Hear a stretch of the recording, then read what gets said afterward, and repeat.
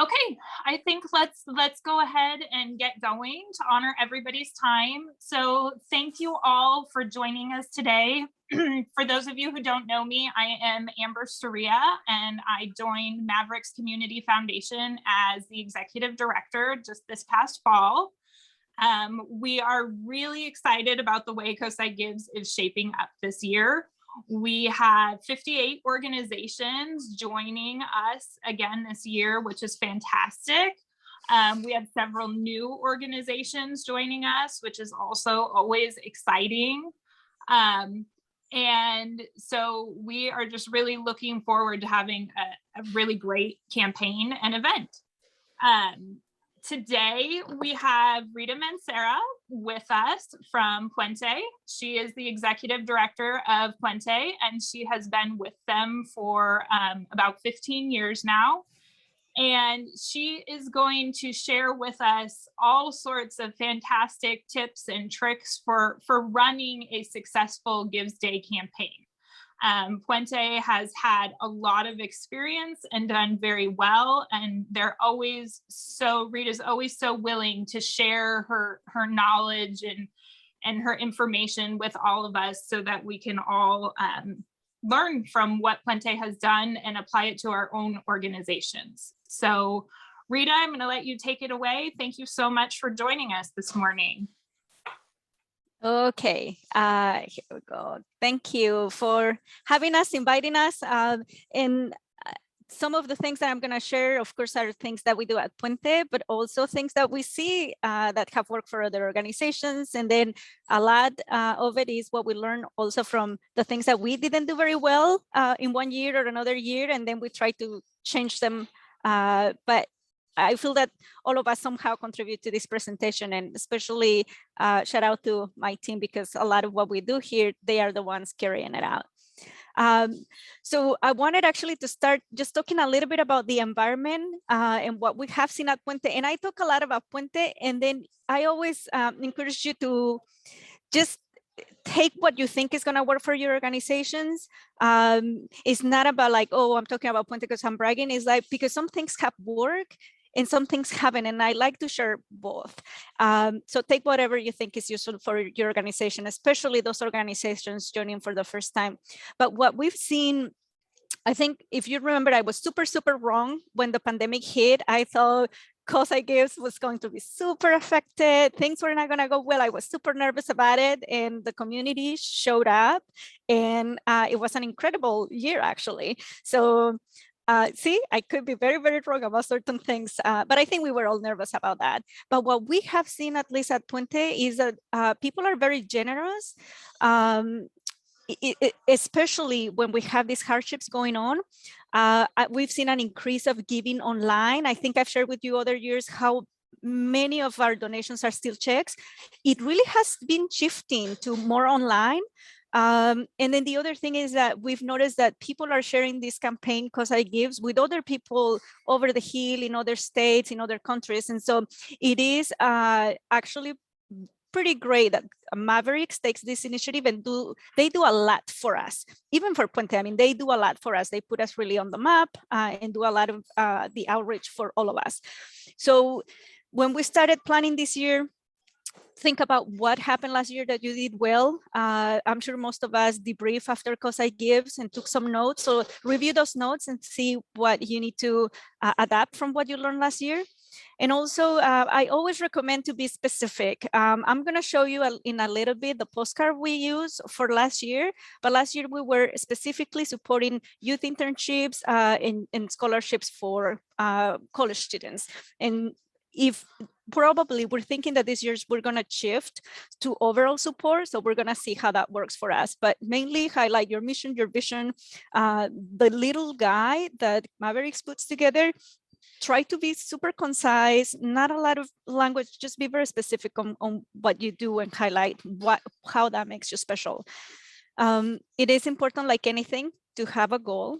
So set up whatever works for you. If you're new and you're not sure about, what Coastside Gives is going to do for you, still set up a goal. It doesn't matter if it's small. And if you have additional goals, you can also set them up. Do you have a goal on prices? Do we have a goal of how many donors do you want to attract this year compared to the previous years? And one of the main elements, and maybe that's the one that I should have actually put bold, is who's your team? And I've noticed, not just at Puente, but in different organizations, how many people become your teams. And those can be staff, those organizations that are lucky to have staff. I know many of the organizations are volunteer run, but volunteers, board members, parents, and include the people that benefit from your program. They can help you as well. I think we're still not past with the pandemic. So think about, if you're going to do an event, what safety protocols you can have in place so that people know that it is safe to come in and give to you. Last year, we organized, Alejandra organized a drive-through, and that was mostly where our community members came to give, and our participants as well. And it was super safe. People just came and gave us their envelope. And then when you're planning, know your donors, who because we use the platform from Mavericks, you actually have information about all your past donors. So utilize that guy to identify, if you're going to be doing some calls or if you're going to be targeting some of that people directly. I like to have a plan about how are we going to achieve the goal. Because you can set up your goal, but if you don't have at least some steps about how to get there, you're going a little blind into this. And so what I'd recommend in general, if you have access to some of these donors because you participated in other years, think about who are going to be your large donors, your medium-sized donors, your small donors, and how many gifts of each size approximately you need. Again, this is just setting up for your goal. It is just like a guide. I use it, I cross, donations that we have, that we eventually secure, but it just helps us set up how are we actually going to accomplish the goal. And then it helps you realize whether your goal is achievable as well. Highly, highly recommend seek a matching fund. Tell people that you participated in a webinar and they told you that a match works, because it does. And just talk to some of the donors that have capacity. Ideally, one of your current donors, because they already know your program and it will be easier for them to understand why this match is important. Announce the match as much as you can, as early as you can. People make notes of those things. And if you can acknowledge the donor publicly, do. I know now Mavericks is asking for the information of the matching donors, and I think that's very important. And somehow some of them want to stay anonymous, but if they go public, acknowledge them as well. But the match, what it does is somehow goes into this subconscious of people about their money really doubling by supporting your organization. So start thinking as I speak today about who can be that matching donor for you. And it doesn't matter the amount, but try, if you haven't tried that, try to try it this year. You will see it kind of multiplies right away. People that want to give to your organization. And then I've shared this, but I really stress it. The campaign is not in May, the campaign started already. And so posting, sharing the posting from Mavericks Foundation on your own social media, it starts leveraging, that momentum of the campaign, tell people they can start giving early, all those things. But my goal, at least, so that I can sleep well at night, is that by April 30, just like the last month, that we are at 80% of our campaign, either through pledges, early contributions, phone calls that you have already have with donors, but then really like the day of the campaign is just trying to get your other 20%. And I understand that may not work for everyone, but if you have certain steps and goals, it will be easier to feel more confident that you're going to reach your goal. And talk a little bit about who's your team. Also try to engage them early. we started mailing people and asking them if they will set up their own campaign for Puente, or if they will be, we've called them ambassadors pretty much. So people that will be your allies for this campaign. You can start recruiting already. And then depending on how you're gonna use your volunteers, provide training. So in our case, because we do phone calling, because that has worked for us really well, then Alejandra actually provides a script and does an online training, in the past an in-person training, so that people get practice about when you're calling, what do you say first, what do you say last, those kind of things. Even if we utilize volunteers to help us address letters and envelopes that we mail out, we also give them a training about, because it's a lot of letters, a lot of names. And so you give instructions to people about what you want them to do. We had a really great experience at the end of the year. So we generally run 2 campaigns a year. Coastside Gives is a big one for us, and the end of the year is the other big one for us. And we had a really great experience with a lot of volunteers from elementary school kids, high school kids, adults, Puente staff, board members, people in the community that just came and help us address and put our mailing out together. So start recruiting. And I think I've seen the school at Pescadero also do something similar. So engage people. Also, if you're going to have a tracking system of contributions, keep it simple, but also provide the training to the person that is going to be kind of keeping an eye on how you're doing. Identify people that can amplify your message. I'll talk a little bit more about that in a second, but start identifying them. It's like these, I mean, if some of you understand, it's like these compadres, ambassadors, people that are kind of always there for you, believe in what you do, and they're happy to share it. Be active on social media. I have to admit, Puente, sometimes we're not that good on social media. It depends on if we have the staffing or not to do. We have a person helping us now, so I think we're gonna do better. But I track some of the posting from some of the organizations, and we should share more about that, because some of you do really, really lovely postings. And then I recommend highly to do phone calls. Especially you have all the list of donors from last year. They can be really sweet and short, a little nerve-wracking at the beginning, but people, I mean, in general, we get the 1-2 people that say, like, I would like to be off your list, but in general, people are just happy to talk about what you do, and they appreciate the reminder. Oh yeah, I know Coastside Gives is coming, and it's on my list, but thank you for reminding me, or something like that.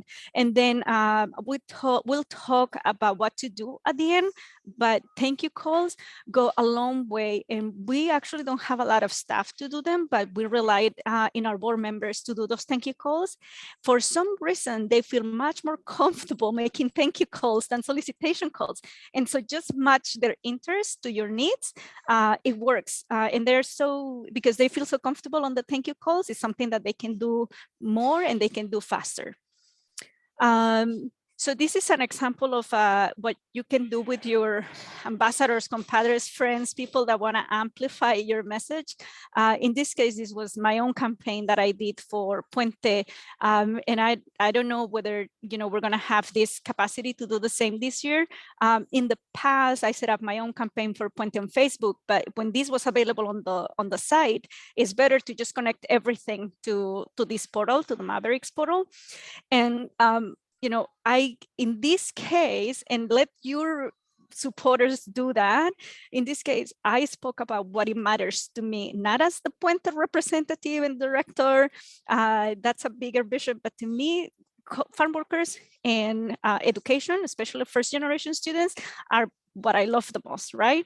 And so as a person, I ran this parallel campaign to support the big Puente campaign and set up my own goal. And you can see I didn't reach my goal last year, but it was close enough. But then, people that like what I like make contributions to this campaign. And you can see, some of those were like $20, $50, it doesn't matter. But keep reminding people to contribute to those campaigns. So all those little campaigns add up to your big campaign, but they may resonate more to give to you than to the organization. Maybe they're not that familiar with it, but they know you. And so they'll give because they know you. In terms of volunteers, what we've done is they have helped us prepare mails. They have helped us make phone calls. Some people are happy to make phone calls. The day of, if we organize a given day event, which in general we always do, I think it was only 2020 when we didn't. You know, we needed additional help and volunteers are there to help. And then with the thank you letters, addressing, but also what I've seen is this cross-posting, and I put this example of the Pescadero Foundation because some of us, I'm sure I know some of you in this room, so I know that we play all these different hats in this PTA and then in this organization. And so it's almost like, you know, we multiply our efforts too.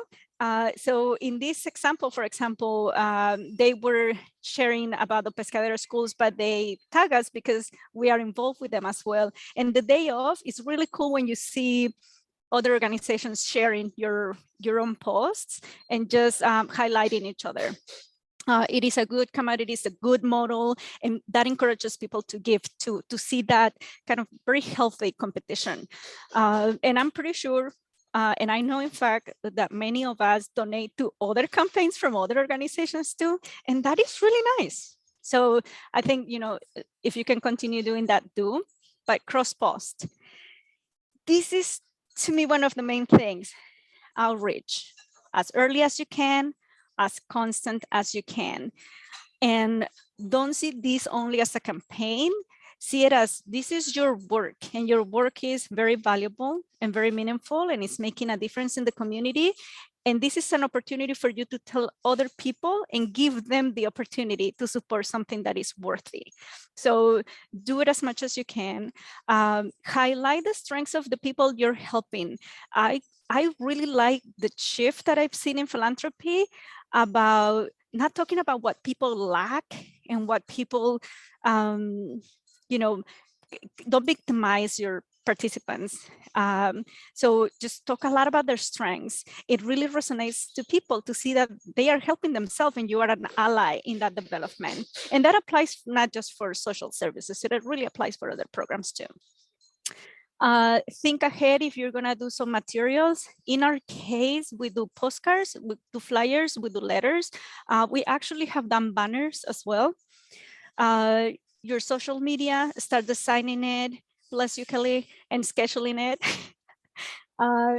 And then if you're gonna do letters, we've gone two ways. With donors that we know have a large capacity, we actually ask them for a specific amount based on their historical giving and what we know about them. And for other letters, we keep them very general. You know, support us during Coastside Gives, any amount is great. But I don't know how this is so translatable to other organizations. I think it depends on how much you have your donors and if you have especially repetitive donors. If you have an event, send us save the date early on so that people can make a plan to be in your community the day of your event. Again, we're fortunate to have staff in our team, so we try to get the help from everyone.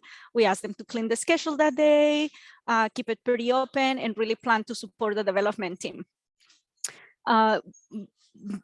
I remember last year we were making phone calls a week ahead or 2 weeks ahead, but then the day off, we still had plenty of phone calls to go through. And so many of us were on the phone at least half of the day. And if you need bilingual materials, you know, start reaching out to people that can translate them for you in our community. I think especially English, Spanish, potentially Mandarin that I've seen also in Half Moon Bay are important to start putting together. And I 100% support Get on the Coastside Gives guide. It goes to so many places. People really flip it over to see who's participating. So if you can, if you're a very small organization and don't have the money, find someone to pay this for you, because it is one of the best investments you can do for this campaign. And something that we haven't tried for Coastside Gives, but we tried for our end of the year campaign and for other campaign, we actually put an ad on the Half Moon Bay Review magazine, and it worked. We've never had like as many donors from Half Moon Bay. Like we also started using the, I always say this wrong, the QR code. And we, in this end of the year campaign, I saw how much it worked. I mean, people see the ad, see the code, scan it, and go straight to giving. I actually don't know how that works. I just know that Alejandra puts the code on the flyer or the print document or whatever. But I'm sure she will share, and I'm sure most of you actually probably are better than me at this part. But it really worked. And I was seeing just like half and bay. And so people that had not donated to our organization before, and I think a lot of it had to do because of that little ad. So I don't know, maybe for Coastside Give in the future for the guide, we can actually add a QR per organization, so to make it easier for people to give too. This is the postcard that we used last year. And I'll tell you something about this, because I usually recommend action pictures. And so even though these three high school graduates are not necessarily in action, I think the picture tells a lot about, they're graduating, they're, continuing their education. The middle picture is a kid that actually came to Puente over COVID to use the internet and do his schoolwork outdoors for several months. And then the last picture, I hesitated a lot to use it because you can tell that car is a very nice car. However, that was the thing about COVID. COVID affected people that they never saw in a food line ever before.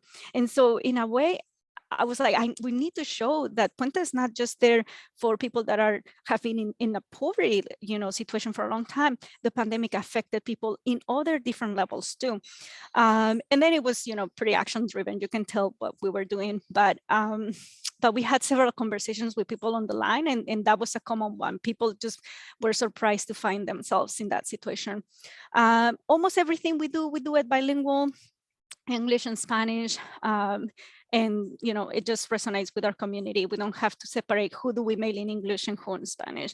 And then in the other side, basically, it just has the main information as well. So who can amplify your message? It will vary from organization to organization. At Puente, we have a bike club that is very connected to us. So they share our flyers with our club members. We belong to some given circles and they also share it. We have a lot of support from probably about 12 to 15 faith-based organizations, and they are very active when it comes to this campaign. So if you have faith organizations that support you, connect with them as well. Our own participants pass the message to other people. I also, ahead of campaigns, go through Facebook and invite people that that are just recently connected to me, and I invite them to like the Puente page so that they can start seeing during the campaign the posts that we use. We're starting to use more Instagram, and again, some of you are actually much better about the social media than we are, but we're learning a lot more too. Radio or TV or any new outlets that want to take this information about your campaign and amplify it is great. And like I said earlier, other organizations participating in Coastside Gives. So I support, the Pescadero Foundation, Pi Ranch, the La Honda Education Foundation. And so I'm compelled to share about them because they are, also in our tiny community. And so cross-sharing is very good. Prices. So this is really exciting. And someone else, I say every year, has to present about this because some of you are just so good at this. But I analyzed a little bit more last year, and there's some things that are under your control. And so plan for those things, like the YouTube video, the social media challenge, the things that you can do and win the prize because it's 100% in your hands. So we do those, we put them out of the side, we know who's responsible. And then there's the other ones that are more like, either you have to be lucky or you have to be, have a strategy. And those, try to have fun with them. I really have fun with those. And as much as I want to, be in the like, oh, they're winning, things like that. At the end of the day, it's really fun. And we're really happy that organizations win those prizes. And it's really it's really cool that there's those prizes available. Mavericks leverages those prizes. So at the end, it's great that they stay in our community. Try we've tried many different things. Again, we're not that good, but we've tried different things, you know, the power hour at a certain time, you know, trying to get some, we tried for the one about the farthest donation last year. So try things, but plan for those that you can control. So those that we can control, we cannot put them within our budget. It's like, okay, we can reach our goal, we'll do this for sure. And then I wanted to share with you the YouTube video challenge that we did last year based on the instructions they gave us. And I'm gonna stop sharing here for a second to share this other one. And if I hope I don't have some issues with sound, but let's see. And we'll address questions in a second, okay? Okay, one sec. Where's the little button right here?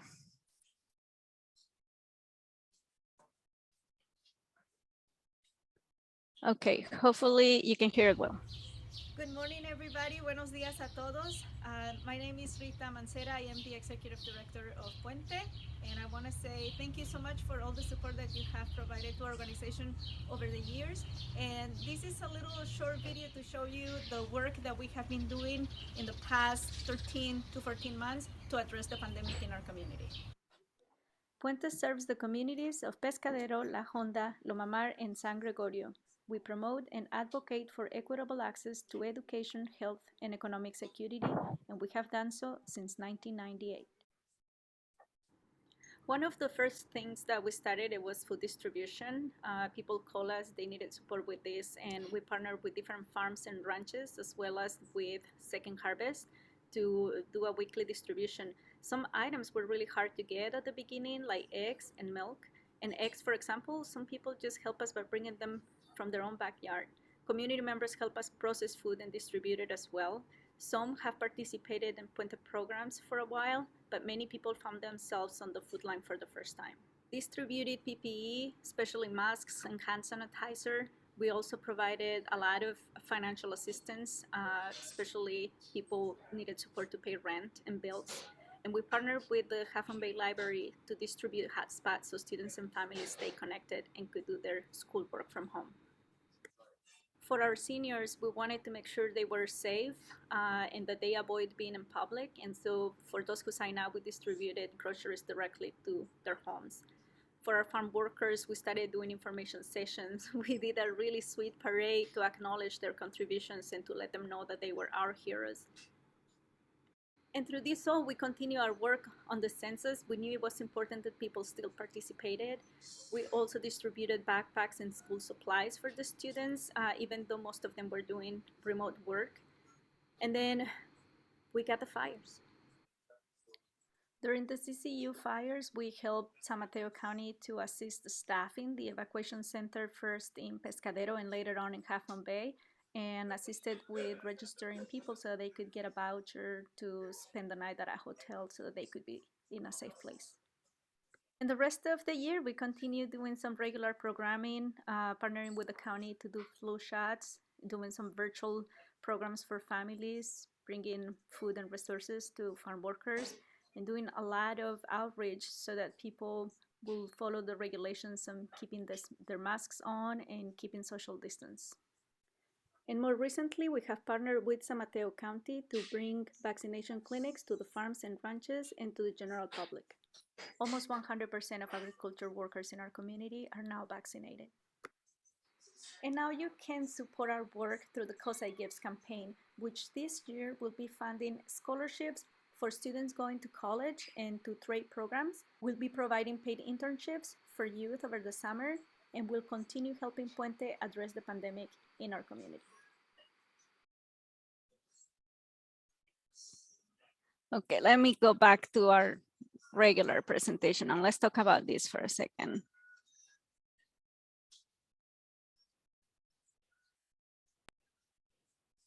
Okay, so that is just an example, following the instructions the Maverick sent. This was a very low-key video. We really used mostly pictures, and we did it over iMovies and recorded over iMovies. It was just a very simple production. So it's not a like high quality video, but we got to share, what our point for Coastside Gift was going to be, and then also answer the question about how we have been addressing the pandemic. The other suggestion that I have is if you already have a way to email your donors or potential donors or use MailChimp, send your messages. Recommendation is that they are short, that they have a good explanation about what Coastside Gives is, because for some people that's still new. And then use photos that are action driven. They have few people unless it's a really great group picture. And then explain, what that is, highlight your equitable practices if that's part of your mission. Try to share stories. People do resonate like that. There's people that are gonna like your numbers, how many people you've served, how many students you've sent to college, but most people really like to connect at the story level about your work.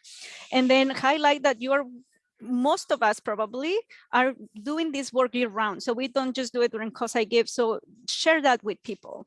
And something that has worked for us too is to, once we are like passing the 60%, we try to tell people what's the percentage of the campaign that we have achieved. And we noticed that once we send the email out and tell people, hey, we are at 72%, 73%, we notice the contributions that come in, and then we update our dashboard again, and then we send another email later that day or the next day.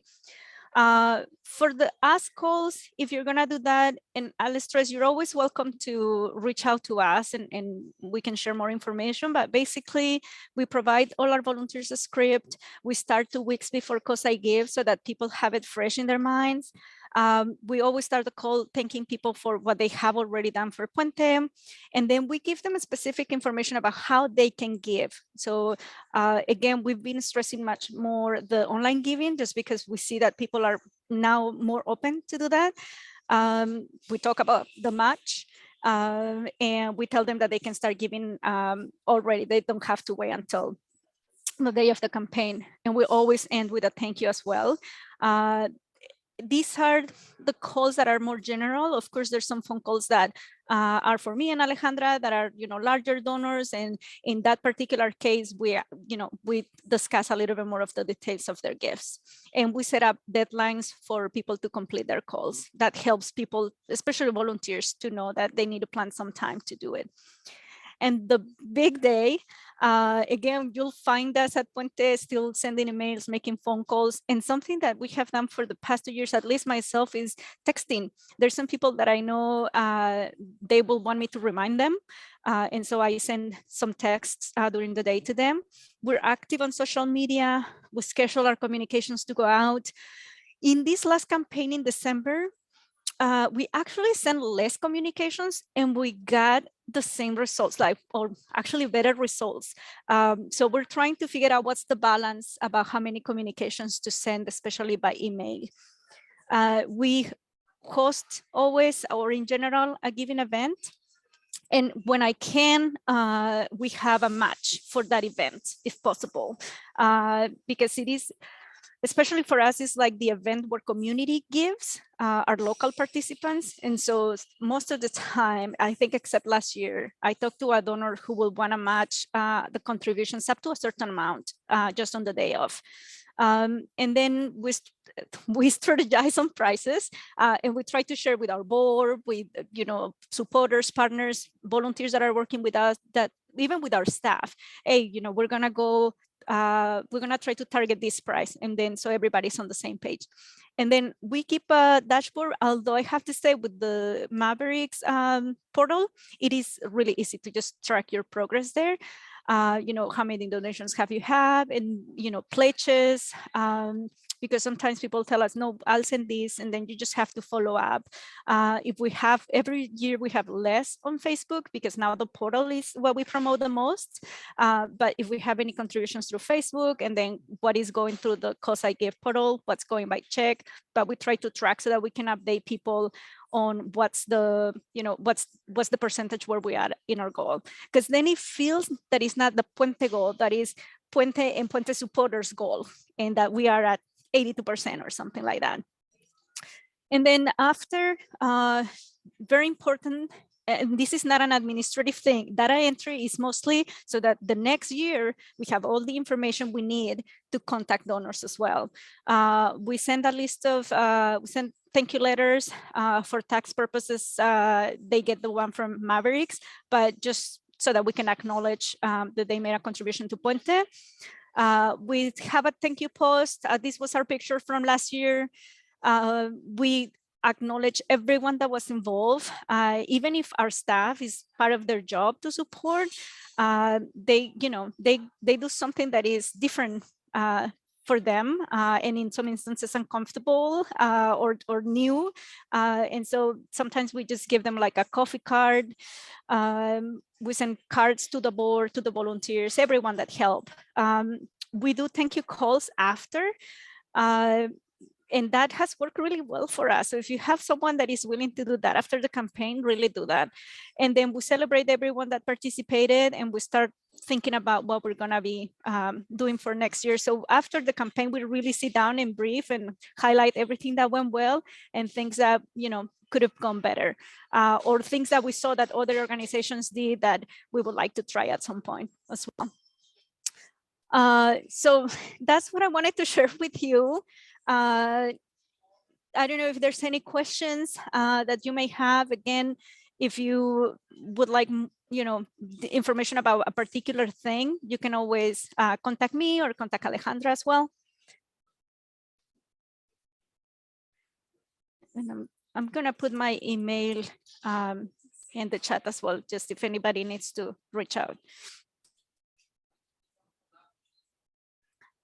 You're welcome, Laura. Thank you, Rita. It's always so helpful to hear a little bit of information about what other organizations have tried that has worked, and also what people have tried that hasn't worked. I think that's really valuable feedback. Your recommendation about the prizes also, to plan for the ones that you know are attainable, and then kind of target the other ones that your group wants to go after, is also really, really helpful. So thank you so much. I'm not seeing any questions in the chat right now. I do want to give people an opportunity to throw questions into the chat if they have any. But okay, we've got a couple here, so let's see. And someone has a hand up too. Okay. So let's see. Can you give an example of how you ask a business or individual to match? Do you ask for a specific dollar amount? Can you describe a little bit, Rita, about how you make that approach? Yeah. So for Coastside Gives, we tend to go to a repetitive donor. So maybe this is helpful. So I asked this donor before Coastside Gives, of course, but it's a donor that I send. So I have a report that I prepare for my board of directors every 2 months, and that report minus, certain information about personnel and things like that, I share it with this particular donor every 2 months. So I keep her engaged year round, but I do get together with her and Alejandra probably March at the latest. And what we ask her is if she will consider making a match again for Coastside Gives. I talked to her about the results of the previous year, which we share with her also after Coastside Gives. Like, in fact, the day of Coastside Gives, I'm texting her like, hey, we are at 92%. I think we're gonna make it. Or like last year, that things started really slow at the beginning, and I'm like, okay, things are going this way, but we'll hope that it will turn around. So I try to keep her engaged. So by the time that I ask her, plainly, would you consider, matching again up to $75,000? She has said yes. And then we just go into the details about how to, do the transfer of funds and all that. But I think key for those matching donors is to keep them engaged year round to share information and to share why the match works. And so she, she feels very compelled then about doing it. For the end of the year campaign, we also reach out to donors, but it is a conversation again about why this is important, what we're gonna do with the funds, and it's identify a donor that it's really appreciative and recognizes the importance of the work that you do. So this particular donor believes in youth because of her own personal story. And so it's like the perfect donor to support Coastside Gives when we focus on youth. Thank you. Okay, and Jill, I can see you in the Q&A about the match. With early giving, sometimes the match is used up before the date. So meaning you meet your match before the actual Gives Day. Is there a way to hold a match for day of? So that's an interesting question, Jill. One way could be on the platform, you could not enter the match into your profile until, say, the day before or the night before the actual day of giving. So that would be one way to really highlight that match specifically for Gives Day. I don't know, Kelly or Rita, if you have any other thoughts on what options might be available for kind of holding a match so that it would be specifically launched on Gives Day. It sounds like what Jill's wondering. Yeah, I think in our case, our donors want their contribution to be matched, so it doesn't matter if they give earlier. The only recommendation I have is to figure out, I feel that Mavericks have run the match in different ways, and so I think it was 2 years ago that we put our match, and for some reason, it conflicted with our goal.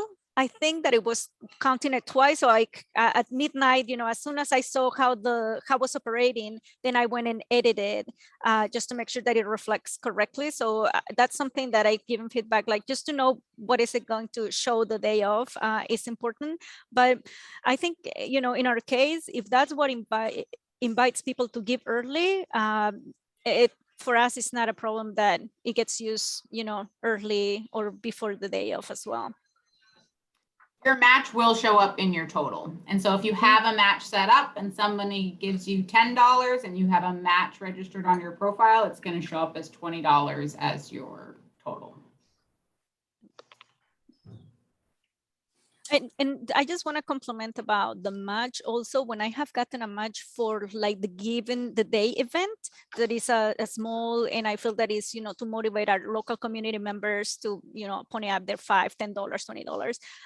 I also ask someone that I think is a match for the match. So I ask a local community member who knows the farm worker community, who knows the big effort to raise those $3,000, in those 3 hours of our event. So try to find that the person that is a good match for what you're looking for too. And then another thing to remember about matching funds is obviously Rita and Puente, they target a fairly significant amount, a fairly sizable match. But for smaller organizations, even smaller matches really do help make donors take notice. Like Rita said, there's kind of that feeling like, oh, I'm stretching my money, which is absolutely true, right? If I get $10 today, they're going to actually end up with 20. But even small matches, a couple $100, $1,000, whatever it looks like, having that on your profile can be really appealing to donors. So it doesn't have to be a huge match either. If you find a donor who's willing to do a small match and try it out, it creates a little bit of that buzz, right? That extra kind of excitement. And what we have been taught is that you ask for the amount and then you pause. And then really the court is on the side of the donor and it's time for them to, think about it and respond to you. But that's something that we learned to do. We ask for this specific amount and then we just pause. It's strange at the beginning, but it really works. So Laura is asking for the QR code recommendation. Mavericks team, do you know if that capability is in the works with the campaign vendor? So you can, there are millions of free software out there to create your own QR code. It is something that I jotted down as a cool idea to put in the giving guide, but that would be something that you would create on your own anyway. Like we would probably set up a set of QR codes, but then if you are also going to do your own postcard or signage, you would create your own QR code for that. One thing we might be able to help with, Laura, is if your team is not familiar with QR codes or that kind of thing, we might be able to help kind of walk you through it a little bit if that's something brand new to your organization. So if that is of interest, reach out to us. You can shoot an email to Kelsey, coordinator at maverickscommunityfoundation.org, and we can help in that way also. So with that, I think we are going to go ahead, wrap up. Thank you so much, Rita. The information is always so helpful. We really appreciate it. And like we announced at the beginning, this session was recorded and we will post that on the Coastside Gives website under the toolkit for organizations to be able to reference it, or for you to share with members of your team who were not able to attend this morning. And we will also post up Rita's slide presentation there as well, so you'll have that for reference also. So thank you so much, everyone, for being here this morning. Thank you again, Rita. We really appreciate it, and we will be in touch soon about more Coastside Gives info. Thank you. Thank you.